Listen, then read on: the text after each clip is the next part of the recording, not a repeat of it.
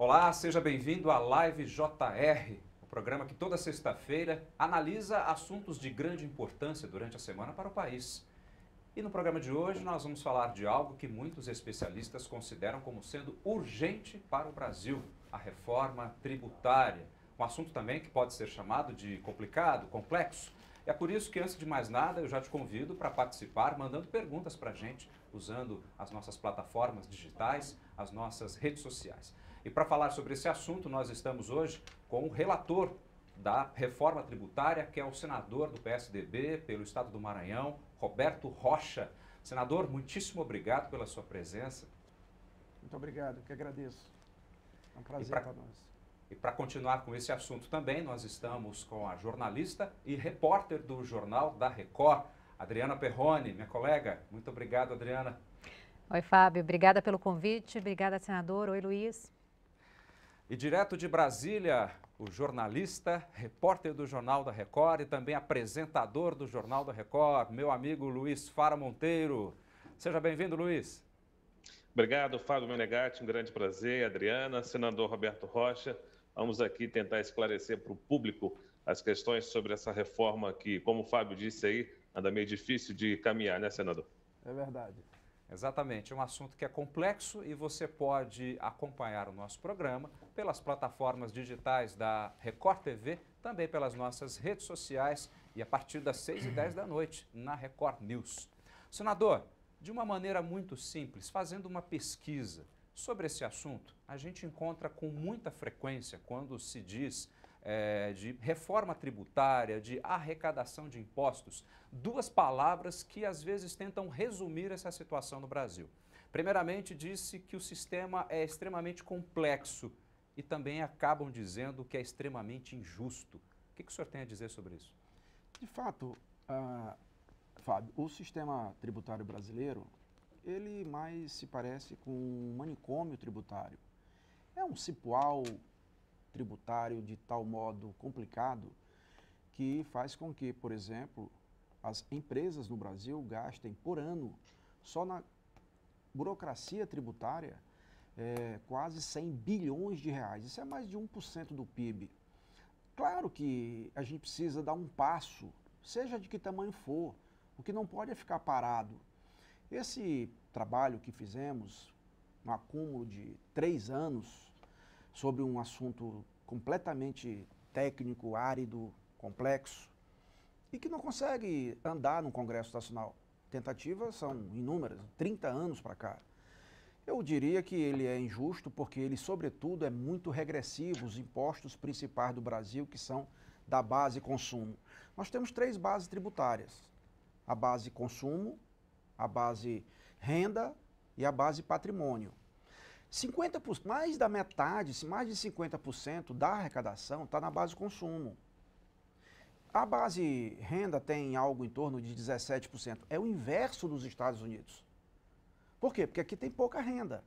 E além disso, você pega e tem dentro dessa base de consumo os principais impostos e os mais vorazes e famintos, que é o ICMS, é o ISS, é o PIS, COFINS, IPI. Ou seja, a gente precisa mudar radicalmente a base de consumo em primeiro lugar. Porque nós, que temos um pouco mais de condição, a gente quando recebe algum recurso, a gente coloca um pouco no consumo, mas sobra, tem excedentes.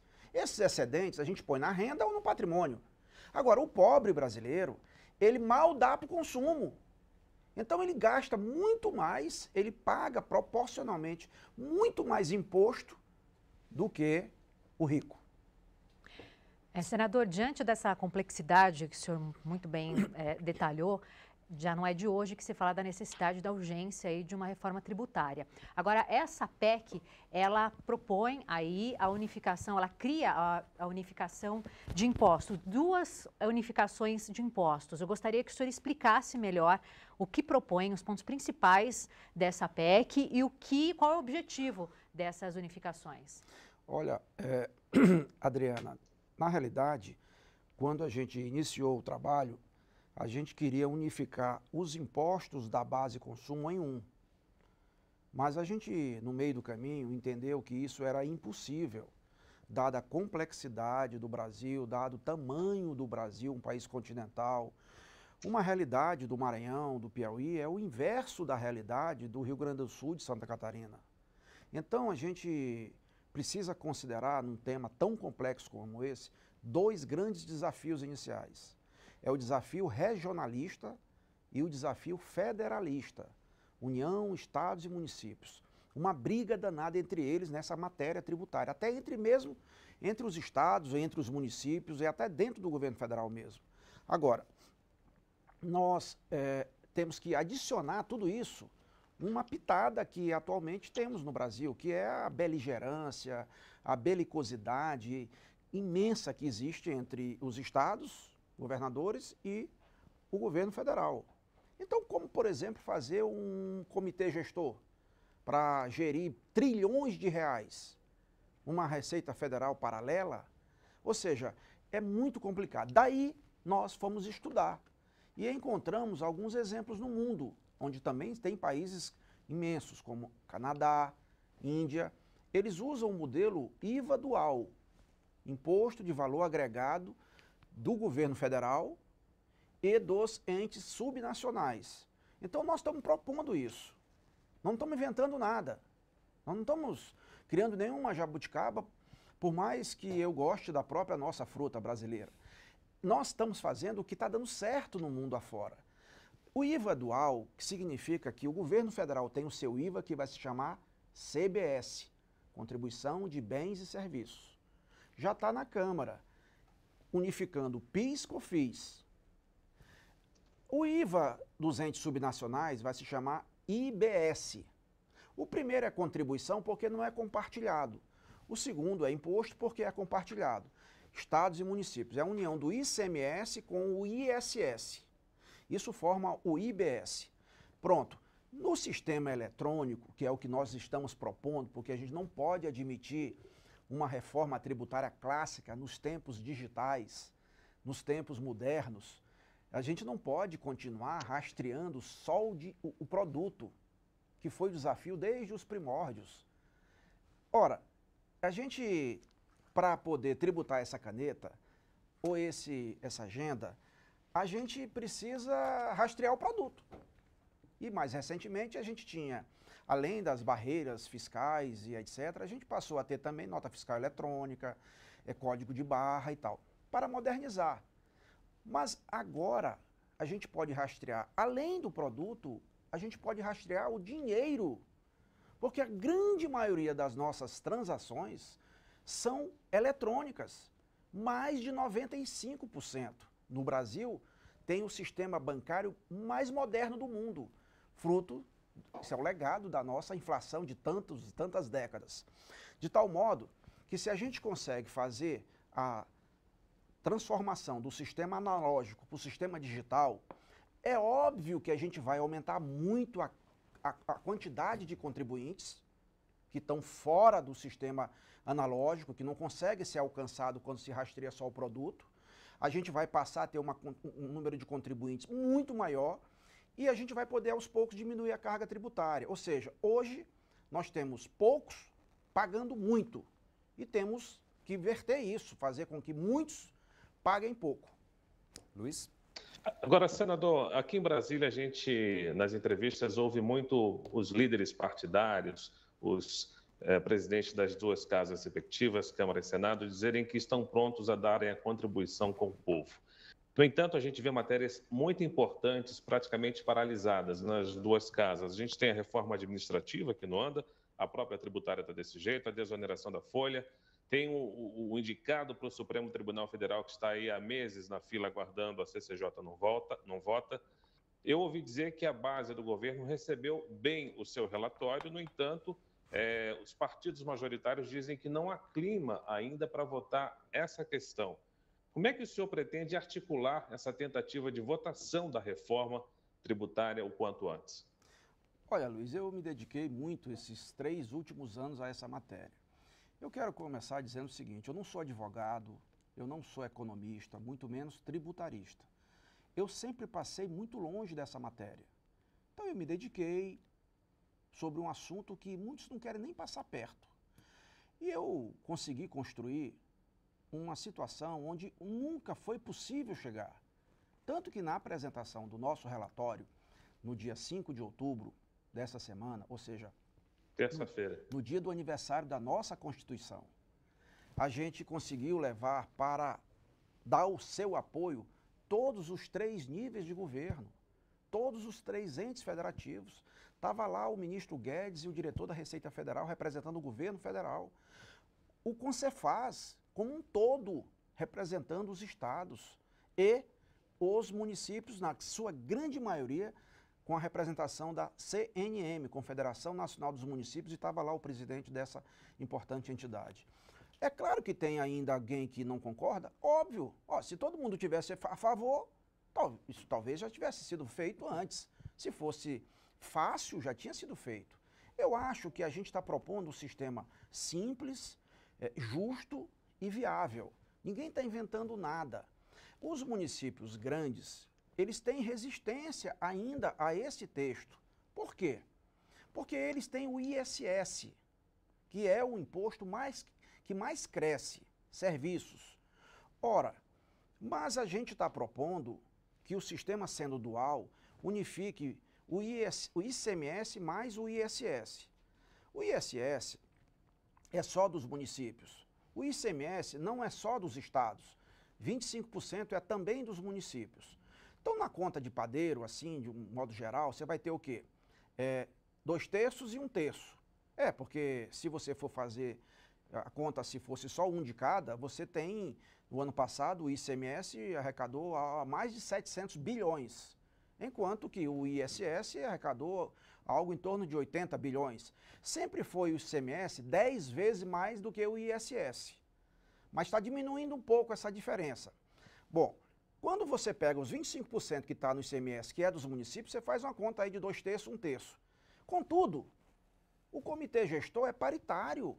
O mesmo peso que vai ter os estados, vai ter os municípios. O Fundo de Desenvolvimento que nós mantemos, bancado pelos entes subnacionais, os municípios têm a sua participação, porque eles, o que pediram, a gente ouvia um lado, depois ia lá, ouvia o outro e ia construindo esse consenso. Então eu penso que, em relação à reforma tributária que é do Senado, eu penso que a gente pode, deve, tem que votar. Eu acho que quem não tiver o convencimento necessário, que vote contra. Mas o pior é não decidir sobre um tema que é absolutamente necessário. Quem pode desconhecer a realidade dos dias atuais? Por exemplo, Luiz, quem é o restaurante no Brasil que vende mais? Ele não tem uma panela. Uma panela. O Uber não tem um carro. Tem rede de hotéis que não tem um apartamento. Ora, então nós estamos aí num processo acelerado de desmaterialização dos bens e serviços até. Até pouco tempo atrás, a gente saía na loja para comprar um CD, um DVD, um pendrive para ouvir música. Acabou isso. Está na nuvem. Como é que tributa o produto? E como é que a gente fazia para assistir filme? Até pouco tempo a gente ia na locadora. Acabou isso. Você ia comprar um apartamento ou visitar um lançamento, tinha lá um stand e tinha um apartamento decorado, lembra? Um apartamento decorado. Hoje você vai lá e tem um óculos de realidade virtual, que fica bem melhor. Então, ou seja, o que eu quero dizer? Que se a gente apenas sair do sistema analógico para o sistema digital, a gente já está fazendo um salto enorme. Se a gente for querer buscar o ideal, a gente não vai fazer nada. Porque o bom é inimigo do ótimo. Dizem assim, mas esse ano pré-eleitoral não dá para votar essa matéria. Ora, o Brasil tem eleição de 2 em 2 anos. O ano que não é pré-eleitoral é o ano eleitoral. Então, quem diz isso, francamente, não quer que mude nada. Eu espero que o Senado, que o presidente da CCJ paute, que eu já apresentei o relatório. Eu espero que a CCJ vote e espero que o plenário vote também. Senador, eu acabei de dar uma olhadinha aqui no famoso impostômetro, que fica lá no centro de São Paulo. Olha o tamanho do número. 1.961 bilhões 363 milhões.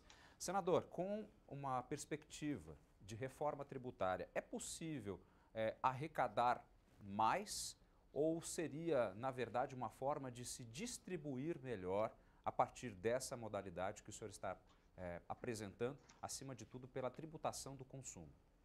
Fábio, é bom ficar bem claro que essa proposta trata da base consumo.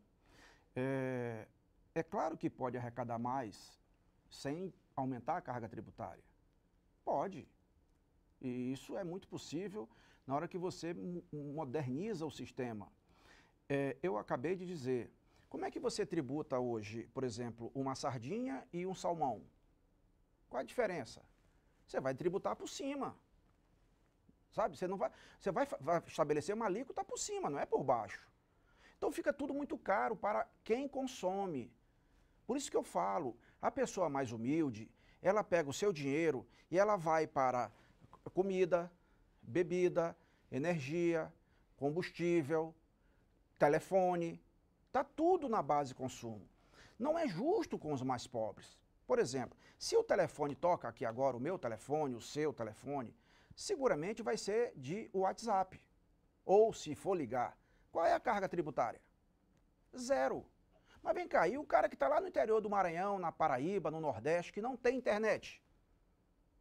Ele tem que ter um pré-pago. Qual que é a carga tributária? 50%. É justo.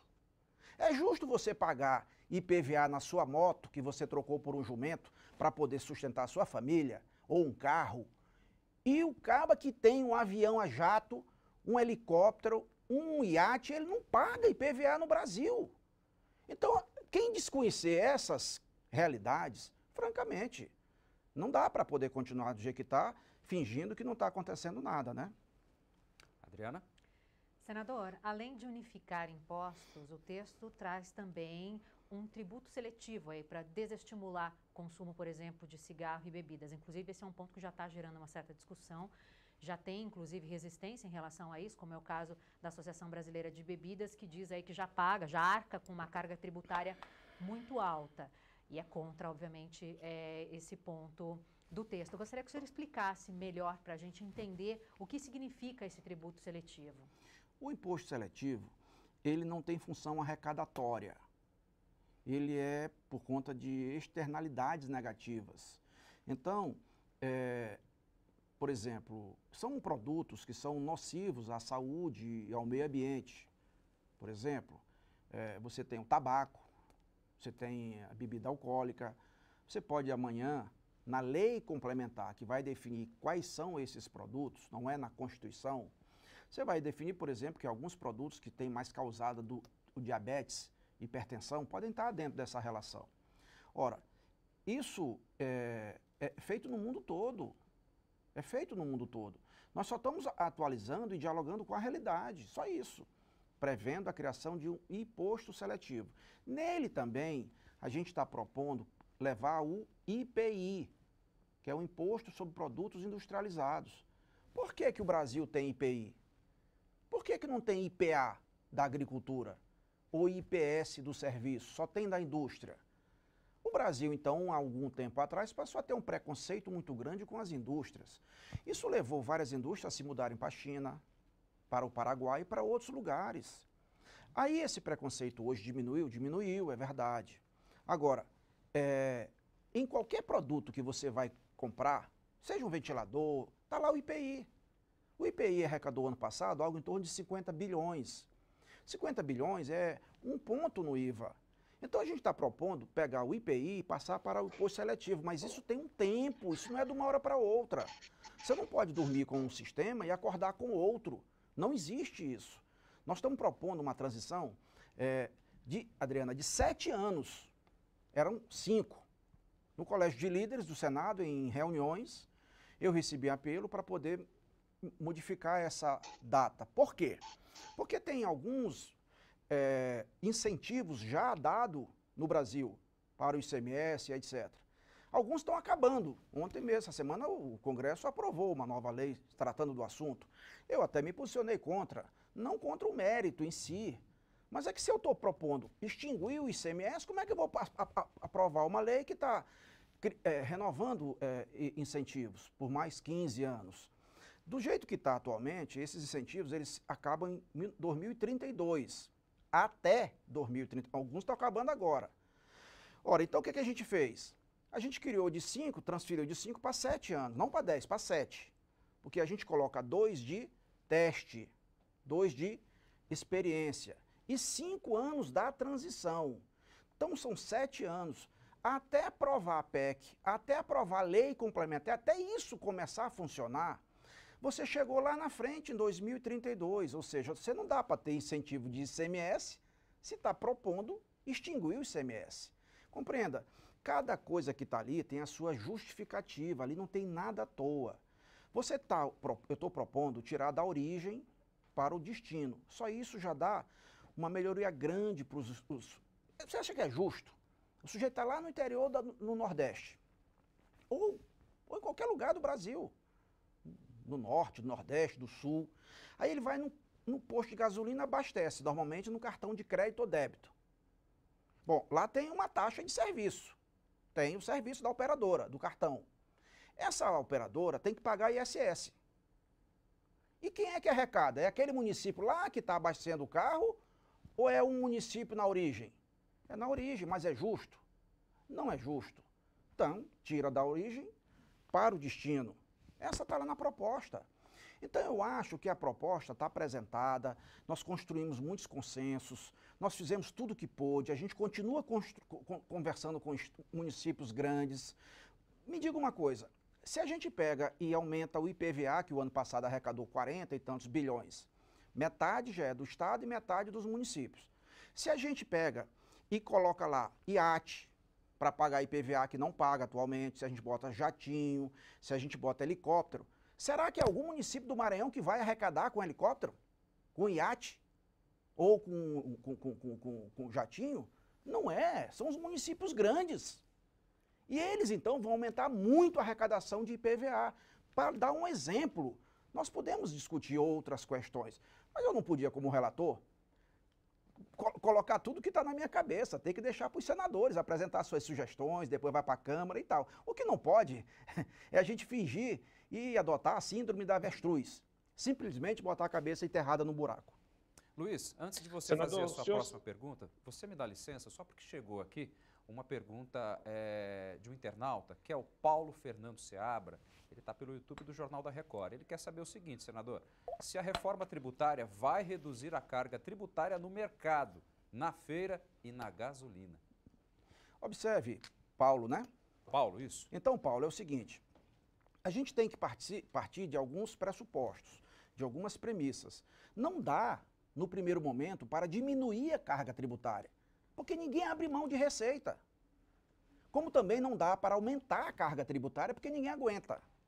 Na hora que a gente põe um sistema mais simples, mais viável e mais justo, é óbvio que vai diminuir a carga tributária no tempo. Tem estudos que mostram que se o Brasil tivesse feito a reforma tributária aí há 15 anos, o crescimento do PIB já seria imensamente maior. Então, cada 1% que o PIB cresce 3% a arrecadação tributária. Cada 1% que cai o PIB, cai 3% a arrecadação tributária. Basta ver o PIB do Brasil, a série histórica, dos últimos 10 anos, por exemplo, e compara com o mundo. Agora, em relação a outros produtos mais populares, veja bem, a gente não está discutindo alíquota na Constituição, convenhamos, nem é adequado você pegar tudo e botar na Constituição, com um mundo totalmente em transformação. Daqui a pouco você precisa enfrentar uma nova realidade, aí você tem que fazer uma mudança na Constituição. Não me parece razoável. É melhor você fazer o quê? Remete, dá o comando constitucional e remete para a lei complementar. O nome diz, vai complementar o que a Constituição deu como diretriz. Então, o que nós estamos botando na nossa PEC? Nós estamos estabelecendo que alguns produtos e serviços poderão ter tratamento tributário especial e tratamento tributário diferenciado. Especial são aqueles favorecidos. Então, vejam, quais são esses, por exemplo? O remédio, comida, cesta básica, educação, saúde, transporte urbano de passageiros, o bujão de 13 quilos doméstico. Esses poderão ter uma alíquota menor, porque cada estado vai estabelecer uma alíquota do IBS. E esses produtos, vamos, por hipótese, é 8% a alíquota do IBS no Maranhão, uma hipótese. Mas o bujão de gás pode ser 6, pode ser 5, pode ser 4. Remédio, no Brasil, a média, remédio e alimento, cesta básica, é 34%, 35%, contra 3% a 5% na média mundial. A Inglaterra e os Estados Unidos nem cobram imposto de remédio. Então está na cara que o projeto ele vai proporcionar às pessoas, de um modo geral, um ganho muito grande. Luiz? Senador, nesta última resposta, o senhor citou aí o que para mim significa a frase-chave nessa questão da reforma tributária. Ninguém quer abrir mão de receita. A minha pergunta, eu insisto na articulação. Qual é o lobby mais forte que o senhor enfrenta para não votar essa reforma tributária, esse relatório o quanto antes no Senado? O senhor citou também os 3 entes federados, União, Estados e Municípios. Quem está mais preocupado com perda de receita? Quem está mais preocupado em não votar nesse momento uma proposta tão interessante quanto essa? Olha, assim, está na foto. Dizem que política se faz com a foto. A fofoca também se faz com a foto. Mas nesse caso não é fofoca é fato. Quem estava na foto na entrega do relatório lá no Senado, na presidência do Senado? O governo federal, os governos estaduais, por unanimidade. Observe, eu ouvi ontem uma parte da entrevista do ex-ministro Henrique Meirelles, que é o secretário de Fazenda do estado de São Paulo, mais rico do Brasil. Ora, ele apoia a proposta. É interessante conversar com ele. Do mesmo jeito que o secretário do Piauí da Fazenda, que é o presidente do Concefaz, também apoia. Então senta na mesma mesa, hoje, que nunca sentou, São Paulo e Piauí, Maranhão, Alagoas. Agora, se eu disser que está sentando na mesa todos os municípios, não é isso. Não é isso. Sucede que a gente precisa enfrentar uma realidade. Esses grandes municípios, eles reclamam porque o ISS está incluído no IBS, somando com o ICMS. Eles não querem. Aí vem uma proposta de criar o IVA trial. A gente não conseguiu fazer o IVA só para o Brasil. Aí propõe o IVA dual, que eu já disse onde é que tem exemplos. Aí o IVA triplo. O IVA para a União, para os estados e para os municípios. Mas vem cá, tudo bem, eu não tenho nenhum preconceito com nenhuma proposta. Vamos ver onde é que funciona isso no mundo. Onde é que no mundo separa bens de serviços? Onde é? Em lugar nenhum do planeta. Nenhum. Vem cá, gente, o que o pobre consome mais? É bens ou serviços? Claro que é bens. O pobre não vai para academia, não vai para restaurante. Pelo amor de Deus. O setor de serviço reclama, mas 75% está no simples que a gente preserva. Não é. Eu acho que o debate não está ainda com todas as informações. Eu penso que diminuir a carga tributária é muitas vezes positivo, ou sempre é positivo. Eu posso dar o exemplo aqui de São Paulo, do Rio. Os restaurantes, há um tempo atrás, pagavam uma carga tributária de 18%, passou para 12%, para 5%, para 4%, agora está 2%. E só fez aumentar o ISS, só fez aumentar a venda dos restaurantes e bares. Ou seja, a gente não pode continuar do jeito que está. Afinal, o que é que nós estamos discutindo aqui? Reforma tributária. O que é isso? É o sistema que você tem para arrecadar do privado, que o Brasil é o pior do mundo. E o que é a reforma administrativa? É como gastar esse dinheiro. Ou seja, é o jeito que os governos têm para arrecadar do privado, que é o pior.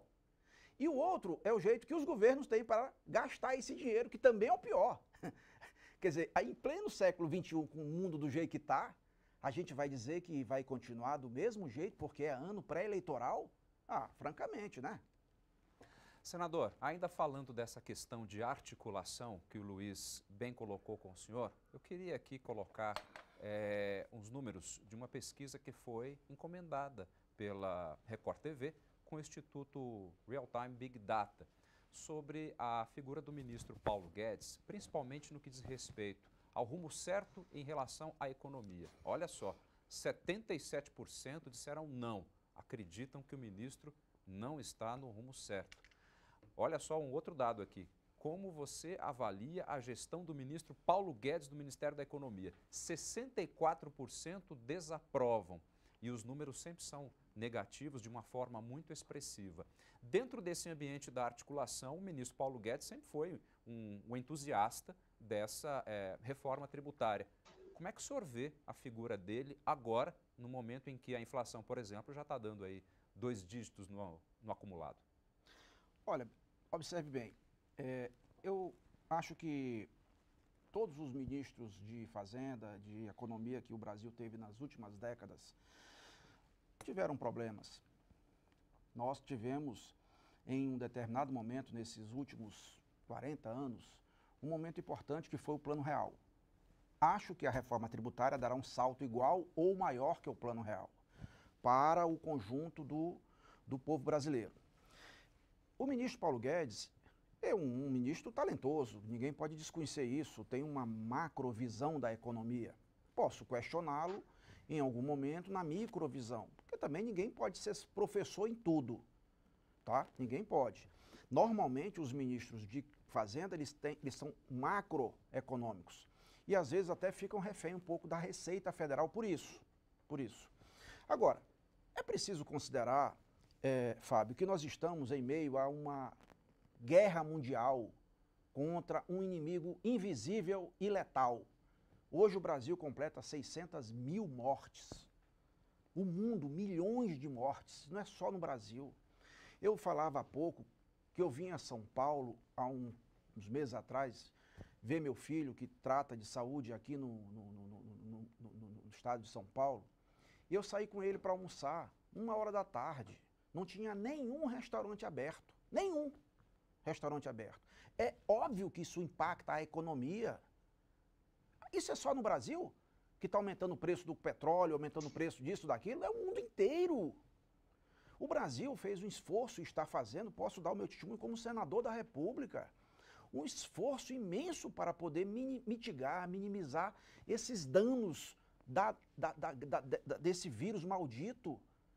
Ou seja, nós não estamos vivendo um momento de normal, nós estamos vivendo um momento de guerra. E o Brasil já vai vacinando aí uma quantidade imensa que é maior que muitos países. Ou seja, do ponto de vista da vacinação, nós encontramos alguns problemas. Mas da vacina não falta vacina. Ora, então veja bem, a economia, aí a gente assistiu, né? A economia e tal. O que eu chamo a reforma tributária? A vacina econômica.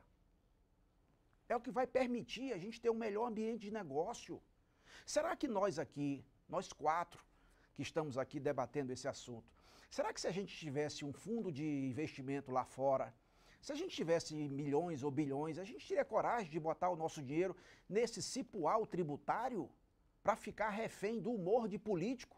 Você acredita que da Constituição para cá, da Constituinte até 2018, alguém até fez um livro aí, eu esqueci o nome dele, de normas tributárias, normas, dos 3 níveis de governo, entre medida provisória, PEC, lei, regulamento, portaria, decreto, instrução normativa, tudo. Sabe quantos tem publicado, editado e publicado? Da Constituinte até 2018, 5.400.000 normas tributárias. Dava um peso de 2 hipopótamos. Certamente que de 2018 para cá já tem um filhote de hipopótamo. Ou seja, a gente precisa mudar isso. E a gente está propondo mudar do dia para a noite? Não. A gente está fazendo uma transição de 7 anos, 2 de experiência. Bom, o nosso tempo já está começando a terminar, mas acho que temos condições de mais um giro rápido de perguntas e respostas. Adriana. Então, Fábio, antes, em vez de ampliar a discussão, eu vou pedir para o senador mais uma vez. No começo da nossa live, ele falou brevemente sobre as expectativas dele a partir de agora. Eu gostaria que o senhor, então, explicasse em relação a prazos aí, qual a expectativa do senhor para o andamento aí desse texto. Adriana, nós apresentamos essa semana o relatório. como eu falei, foi um acúmulo de muito tempo. Olha, teve uma PEC na Câmara, a PEC 45, muito debatida. Tem no Senado a PEC 110 há muito tempo. Audiências públicas aos montes em cada uma delas. Aí uma vez essa peteca estava caindo da reforma tributária.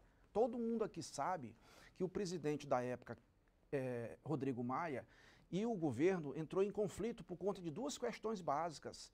O comitê gestor, quem é que ia fazer a gestão, e o fundo de desenvolvimento que queria que fosse financiado pelo governo federal. Aí o que aconteceu? Para a peteca não cair, nós criamos uma comissão mista de senadores e deputados, 50 membros, metade de cada. Eu fui o presidente da comissão. Na segunda audiência pública veio a pandemia. Ainda assim, lá na frente, a gente conseguiu reabrir a comissão e trabalhar remotamente, fazendo as audiências públicas. A Câmara conhece essa matéria. O Senado conhece essa matéria, não tem nada de novo. Aí, quando veio agora, quando a gente pensa que está serenando essa relação da Câmara com o Executivo, eis que vem a eleição de presidente da Câmara. Tá bom, então resolvido o problema. Só que quem disputou e ganhou a eleição foi o Arthur Lira. Mas vem cá, e quem que disputou e perdeu com o Arthur Lira? Foi o Baleia Rossi, que é o autor da PEC 45. E o relator, o deputado Aguinaldo. Ou seja, houve ali um engasgo, todo mundo sabe disso. Todo mundo sabe disso. O que é que nós fizemos de novo para não deixar a peteca cair? Trabalhamos silenciosamente no Senado durante todo esse tempo. E entrevistas como essa eu nunca tinha dado. No período inteiro. Isso não rende voto para mim no Maranhão, Adriana. O Maranhão tem 1 milhão de Bolsa Família. Como é que pode falar de renda? Sabe quantos maranhenses declaram imposto de renda? 5%. Ora, o cidadão, de um modo geral, entende imposto como o imposto direto, aquele que tem carnê. Você recebe seu contra-cheque, está lá dizendo quanto é que é imposto de renda. Ou então IPTU e IPVA. ICMS, ele sente, mas não sabe. ISS também, PIS/COFINS também. Então isso aí é próprio de países não democráticos, porque mascara a arrecadação. Você vai nos Estados Unidos, você compra essa caneta, quanto é? $1. Quando você vai pagar, você paga $1 mais 8%. Todo mundo sabe o que está pagando, aqui não. Então veja bem, eu acho que não há novidade para ninguém nessa matéria. Aquele que disser que é uma matéria nova, que precisa de ser discussão, não está sendo verdadeiro com os fatos. Eu acho que o Senado pode, deve e tem que fazer as alterações. Mas tem que discutir, tem que votar. A gente tem hora na vida que a gente tem que tomar decisão, fazer escolhas. Escolha é sinônimo de renúncia. Se eu escolhi estar aqui agora é porque eu renunciei e está em outro lugar. Quem não quiser, paciência, vai lá e vota contra. O fato é que eu acredito, não sou muito otimista, eu sou realista, eu acredito muito na força de vontade, na boa vontade do presidente do Senado, Rodrigo Pacheco, que tem sido muito solidário e muito companheiro nessa batalha. Eu disse, eu não tenho interesse de entrar nessa discussão, porque eu não estou jogando para a plateia. Porque eu não tenho plateia. Isso no Maranhão não me rende nada. Então, é para fazer de conta? É um faz de conta? Estou fora disso. Estou fora disso. Eu estou até sem partido, gente. Vocês falaram aí PSDB, eu já deixei o partido, eu só estou filiado tecnicamente. Por quê? Porque o partido virou muito paulista e gaúcho, e minha realidade do Maranhão, do Nordeste, é o contrário. E eu, para não deixar o partido em dificuldade também não ficar, eu deixei o partido. Entreguei, eu era o diretório do partido do Maranhão. Por que eu não saí? Porque eu sou da Comissão de Constituição e Justiça e relator. Eu posso perder a condição de membro da comissão e perco a relatoria. O Brasil perde. Eu não posso acreditar que depois de tanto trabalho, com o consentimento e todo o apoio dos senadores, do Colégio de Líderes, a gente agora chega e não vote essa matéria por alguma razão de briga nacional. Entendam, se o presidente Bolsonaro for reeleito, 7 anos de transição, ele nem vai alcançar até o final do segundo mandato, do eventual segundo mandato, essa matéria como um todo. Então eu estou muito convencido de que, ao votar na Comissão de Constituição e Justiça, o presidente Pacheco coloca no plenário imediatamente. Em seguida vai para a Câmara. Se a Câmara vai votar ou não, bom, aí é uma discussão dos deputados, eu não posso mais interferir. Senador, infelizmente o nosso tempo já terminou. Luiz, a sua pergunta vai ficar para a próxima, tá bom? Sem problema. Tudo bem. Senador Roberto Rocha, do Maranhão, relator da reforma tributária, muitíssimo obrigado pelas suas informações, pela sua presença aqui com a gente, viu? Eu que agradeço a vocês todos, a você, agradeço aqui a Adriana, ao Luiz, Fábio e agradeço especialmente aos milhares de telespectadores. Sigo à disposição. Muitíssimo obrigado também pela sua presença. Senador, muito obrigada. Fábio, Luiz, um abraço para vocês. Luiz Fara Monteiro, muitíssimo obrigado mais uma vez. Um abraço para você. Abraço a todos e até a próxima. E a Live JR termina aqui. Você pode nos assistir pelas plataformas digitais da Record TV, também pelas nossas redes sociais. E a partir das 6h10 da noite na Record News. A gente se encontra na próxima sexta. Muitíssimo obrigado. Até lá.